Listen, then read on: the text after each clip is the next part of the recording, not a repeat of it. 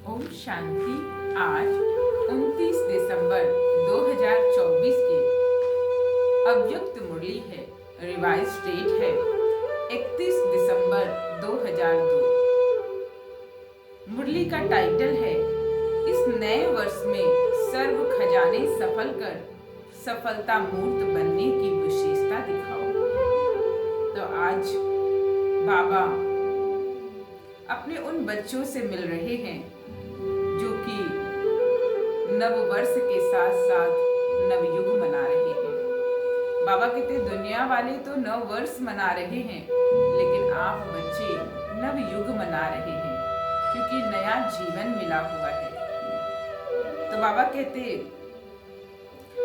नवयुग मना रहे हैं, तो बाबा कहते बच्चों को मैं गिफ्ट दे रहा हूँ। दुनिया में भी नए साल पर कोई ना कोई गिफ्ट दिया जाता है, तो बाबा भी बच्चों के लिए गिफ्ट लेकर आए हैं और गोल्डन दुनिया की गिफ्ट जो बाबा बच्चों को दे रहे हैं।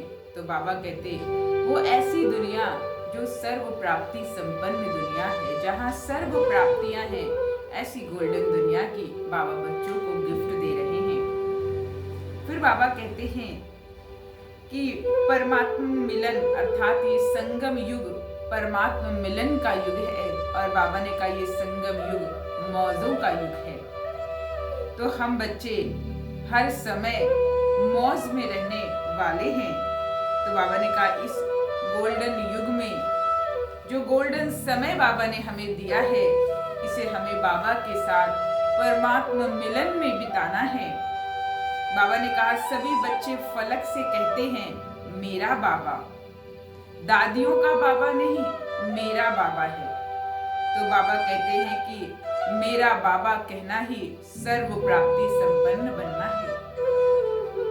समय प्रमाण इस नए वर्ष में सभी को यह विशेष लक्ष्य रखना है कि जो भी खजाने प्राप्त हैं, चाहे समय का, संकल्प का, ज्ञान गुण शक्तियों का, तो बाबा ने कहा इन सारे खजानों को हमें सफल करना है और सबसे बड़ा खजाना है श्रेष्ठ और शुद्ध संकल्पों का खजाना जो बाबा बच्चों को देते हैं। और इसमें भी बाबा कहते हैं कि हमें ब्रह्मा बाबा को फॉलो करना है। जैसे ब्रह्मा बाबा लास्ट दिन तक उन्होंने अपने संकल्प और समय को सफल किया, ऐसे हम बच्चों को भी समय और संकल्प को सफल करना है। बाबा ने कहा नंबर 1 में आना है तो सब कुछ विन करना पड़ेगा, नहीं तो नंबरवार हो जाएंगे।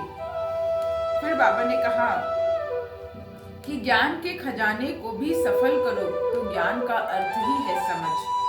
वहां इतने समझदार बन जाएंगे जो कोई मंत्रियों की जरूरत भी नहीं होगी।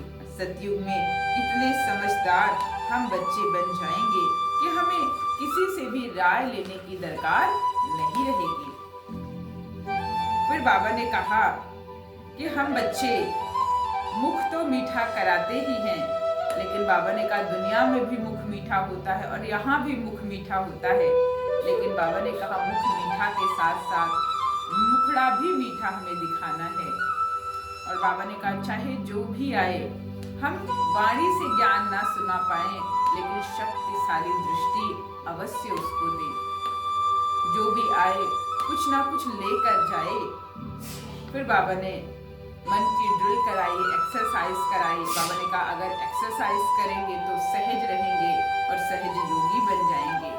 फिर बाबा ने बच्चों को याद प्यार दिया कि चारों तरफ से बहुत बहुत याद प्यार, चाहे कार्ड के रूप में, चाहे पत्रों के रूप में, बाप दादा के पास पहुंच गए हैं। बाप दादा जानते हैं कि हर बच्चा यही समझते हैं कि मेरी याद बाबा को देना, लेकिन मिल गई है।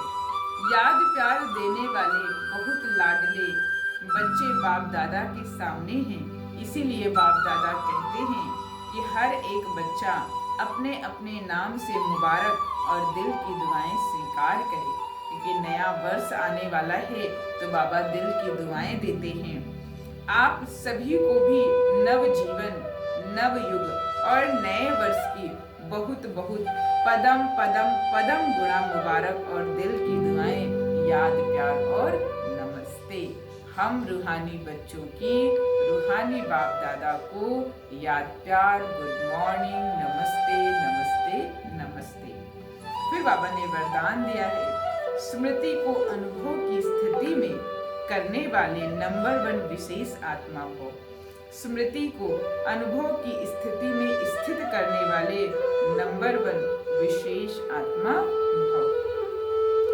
सभी ब्राह्मण आत्माओं के अंदर संकल्प रहता है कि हम विशेष आत्मा नंबर 1 बने, लेकिन संकल्प और कर्म के अंतर को समाप्त करने के लिए स्मृति को अनुभव में लाना है। जैसे सुनना जानना याद रहता है, ऐसे स्वयं को उस अनुभव की स्थिति में लाना है। इसके लिए स्वयं के और समय के महत्व को जान मन और बुद्धि को किसी भी अनुभव की सीट पर सेट कर लो तो नंबर 1 विशेष आत्मा बन जाएंगे। स्लोगन है, बुराई की रीस को छोड़ अच्छाई की रेस करो। अच्छा, ओम शांति।